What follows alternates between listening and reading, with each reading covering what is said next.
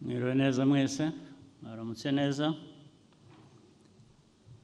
Abanyacyubahiro bari hano, ariko mbere na mbere umuryango wa Karemera n'inshuti ze nabo bakoranye cyangwa bakuranye muri hano, ngira ngo abazanira umunyacyubahiro umuntu ukomeye cyane witwa Karemera. Mu minsi itambutse itarenze nk'ibiri twamaze kumva yuko yavuye muri ubu buzima.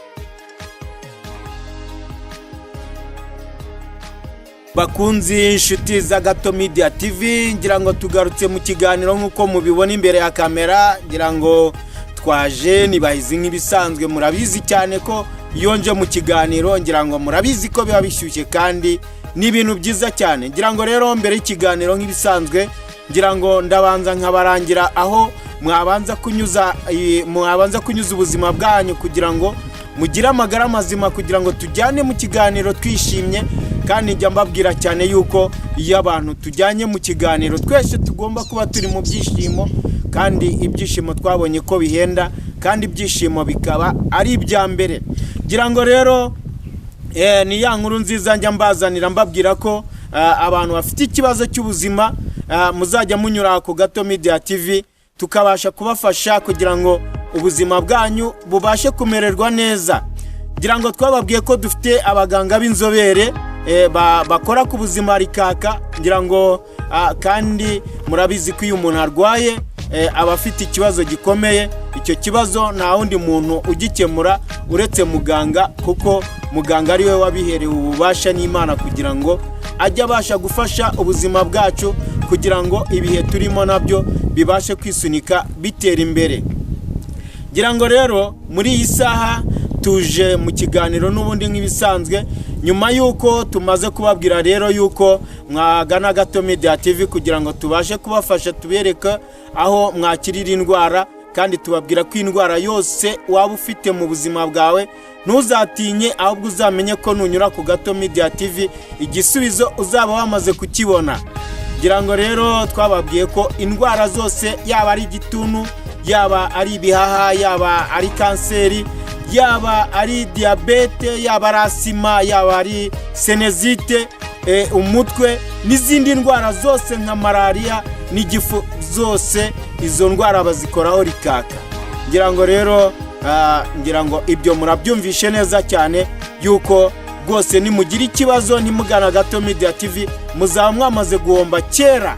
Ngira ngo rero utabashije kugera ku Gato Media TV, twababwiye ko no mu miyaga bicamo. Ngira ngo rero kubyerekeranye no gucisha mu miyaga, tubaha izi nomero mushobora gukoresha kugira ngo hariya naho bikunde gucamo ibintu bigende neza cyane. Twababwiye rero yuko nomero ari 0784 024 826. Iyo nomero nta nubwo nayigoye rwose. Ngira ngo rero nyuma yuko tumaze kubabwira iyi nkuru nziza y'ubuzima, ngira ngo twakwikomereza mu kiganiro nk'ibisanzwe. Ikiganiro rero tugiye kubabwira uyu munsi, ngira ngo turaza kuvuga ku nkuru isa nk'aho ibabaje, ariko nanone inkuru idutera kumenya abantu benshi bagiye bagira ibigwi byo kuba baragiye bigaragaza cyane mu buzima butandukanye, kugira ngo ahari bagire inkuru nziza babasha gusiga ku isi, natwe tuzajye tuzibukiraho ibintu byinshi cyane. Ngira ngo rero uyu munsi mu kiganiro turabazanira umunyacyubahiro, umuntu ukomeye cyane witwa Karemera. Mu minsi itambutse itarenze nk'ibiri twamaze kumva yuko yavuye muri ubu buzima. Ni umugabo twavuga ko ari umugabo w'icyubahiro nk'uko muza kubyumva cyane muri iki kiganiro cyangwa se muri iyi nkuru. Umugabo witwa Karemera wagize ibigwi, ndetse ibigwi bikomeye cyane. Umuntu ushobora kuba yaritanze, akitangira igihugu, akitangira abanyagihugu, akitanga mu buzima bw'abantu benshi, ubuzima butandukanye bwatumye uyu mugabo nubwo avuye mu buzima ariko azagumya kuvugwa mu mateka nk'uko tuzagenda tugumya kubyumva. Ngira ngo rero uyu mugabo ngira ngo nk'uko tuza kubyumva mu ijambo Perezida wa Repubulika nk'uko yamuvuzeho mu bigwi bye, mu ishyingurwa rye cyangwa se mu buryo bwo kumutabara. Perezida yaje kuba amuvugaho cyane ibijyanye n'ibigwi byamuranze mu buzima bwe. Ngira ngo murabizi rero ko haje kubaho igihe cyabayeho ko abantu bamwe mu gihugu baza gusa n'abagiye hanze y'igihugu bakabayo igihe kitari gitoya. Ngira ngo igihe cyaje kugera biba ngombwa ko abantu baza kugaruka mu rwababyaye. Ngira ngo ibyo ngibyo rero tukaba tugiye kumva kuri uyu mugabo. Ngira ngo ntabwo ari cyo kintu ugiye kubabwira, ahubwo ndashaka kubabwira amateka y'uyu mugabo atumye tugiye kumuvugaho cyane ibintu bitari bikeya.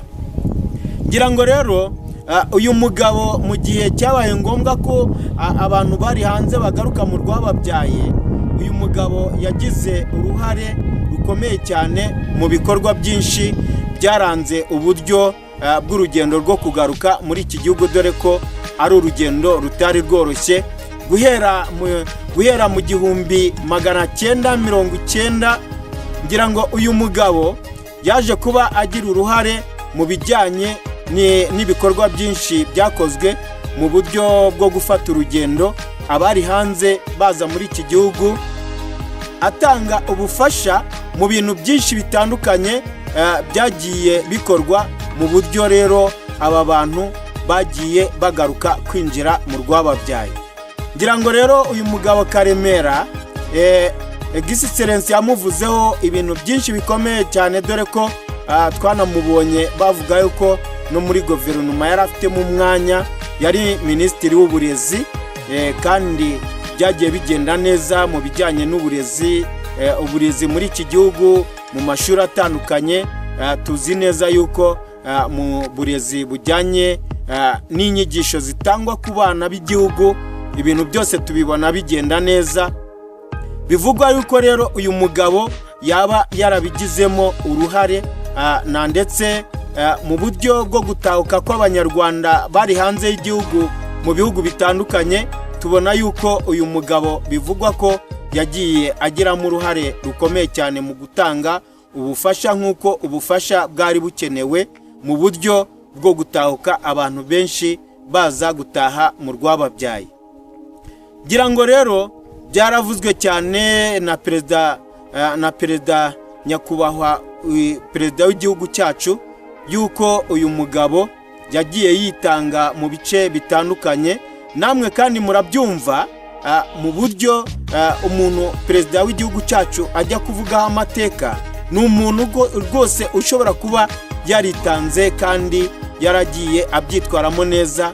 Murabibona kuva urugamba rwo kubohora igihugu rwabaho kugeza iki gihe, uyu muntu akurwa mu buzima busanzwe, nta kintu cy'ikibazo tumwumvaho. Ni umuntu ushobora kuba yaritwaye neza cyane rwose, ni uwo gushimirwa. Ngira ngo buri munyarwanda wese yamushimira cyane mu bikorwa byaba byararanze ibigwi bye nk'uko turimo kubivuga uyu munsi. Ngira ngo rero bakunzi ba Gato Media TV, uyu mugabo nagira ngo mbabwire inkuru ye yuko yatabarutse, kandi akaba yaratabarutse nk'uko nyakubahwa perezida w'igihugu cyacu yabivuze. ni ukuvuga ngo imibereho yaranze uyu mugabo twabonye ko ari imibereho myiza y'ubwitange mu bice byose by'igihe abayemo cyamuranze. Kandi ikindi yavuze yuko mu myitwarire y'ubuzima bwacu tugomba kumenya ko ubuzima bwacu bufite igihe buba buteganyirijwe, nk'uko uyu mugabo atuvuyemo agenda avuga ko natwe igihe kizagera tugataha nk'uko uyu mugabo yatashye.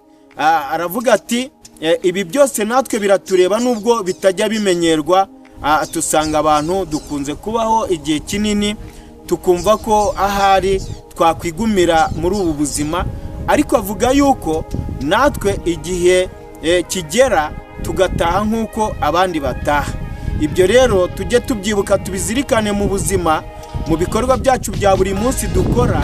Tumenye yuko dusabwa gukora neza, tukagira inkuru zimwe nziza tugomba gusiga imusozi. Ntitugire uburyo dukora dushaka gusiga inkuru mbi imusozi, dore ko aba ari nk'igitutsi, kandi tubyumva kenshi cyane mu bantu benshi batandukanye babivuga yuko tugomba kugira inkuru nziza, tugomba kuba twasiga imusozi nk'uko ubuzima bwacu buba bugenda buri munsi. Ngira ngo rero bakunzi wa Gato Media TV murabyumva yuko namwe iyi nkuru yari ingenzi kuyibabwira y'umuntu nk'uyu uba ufite ibikorwa byinshi yagiye akora mu buzima bigiye biranga ibice byinshi yagiye akoreramo. Ngira ngo rero nk'uko twabibonye yagiye agira imirimo myinshi itandukanye, ntago ari minisitiri w'uburezi gusa. Turaza kubyumva cyane iyi nkuru, ngira ngo turaza kuyumva kuri nyakubahwa perezida wa repubulika. Ngira ngo turaza kwibanyurizamo muri iki kiganiro kugira ngo mubashe kumva byinshi, kandi n'ubundi nicyo cyagombaga kuba. Abo bantu baramugerageje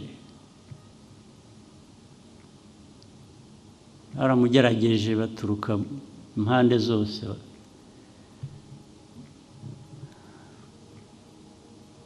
bagashaka kumukoresha nk'uko babigenje ku bandi, byo bikanakunda. Abo navugaga bakiriho batari muri iki gihugu, abo nabo abaduteranyaga byakundiye, ariko ntibyabahiriye. Nta n'umwe waba yaragiye muri iyo nzira ukiriho uri hanze wavuga ko ameze neza kurusha uko yari ameze akiri hano cyangwa kiturimo. Nta n'umwe. Karemera baramugerageje rero,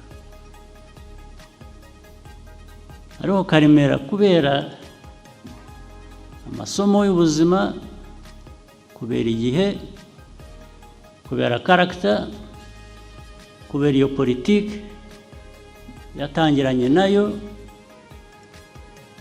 yamwubatse akagiramo uruhare rwo kuyubaka, arabananira, ntiyabemerera.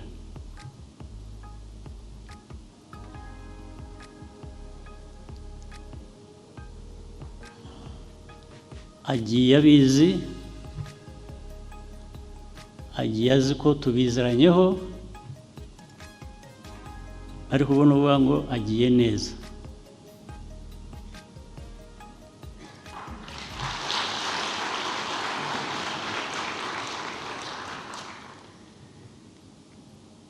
Intambara zo nk'izo ziracyariho, zibaho buri gihe. Uriho arazirwana, utariho aba yagiye nyine, ibyo nta kibazo. Mu rugamba rwo kubohoza igihugu, Dr. Karemera yabaye Head of Medical Services mu Rwanda Patriotic Army. RPA imaze gufata leta, hamaze guhagarika jenoside yakorewe abatutsi, Dr. Karemera yakoze imirimo itandukanye. yabaye Minister of Health, aba Minister of Education, aza no kuba Ambassador w'u Rwanda muri South Africa.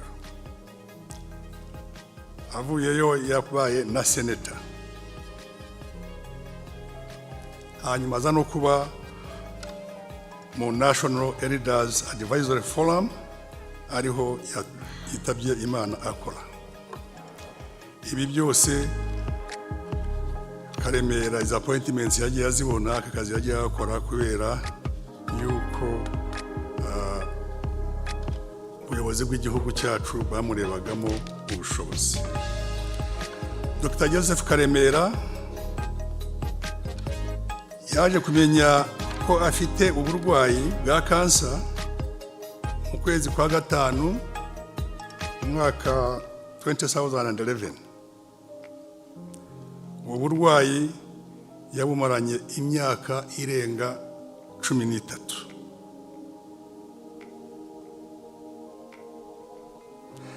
Kuba yaramaze iyi myaka 13 nyakubahwa Perezida wa Repubulika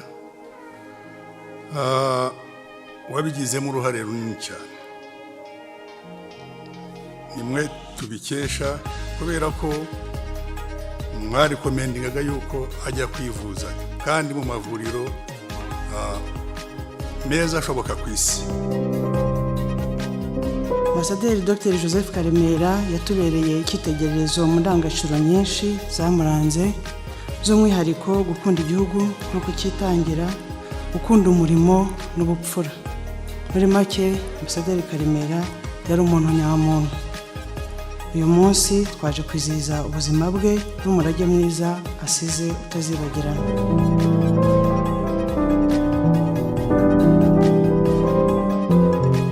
Ruhande rwa Karemera, ayo masomo ye nawe yavanye mu buzima bwe, niwe yavanyemo kuba icyo yabaye. Yabaye uhereye kuba muri ba bandi ba mbere batekereje icyakorwa kugira ngo ikibazo cy'Abanyarwanda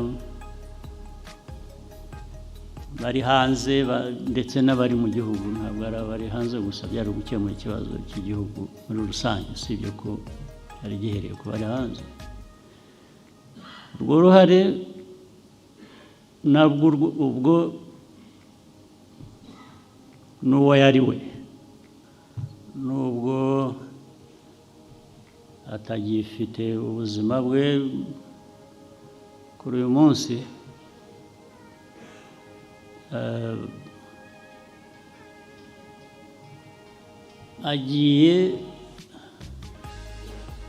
yaragize igihe cyo kubona ibyavuye mu mbaraga mu byo yagizemo uruhare.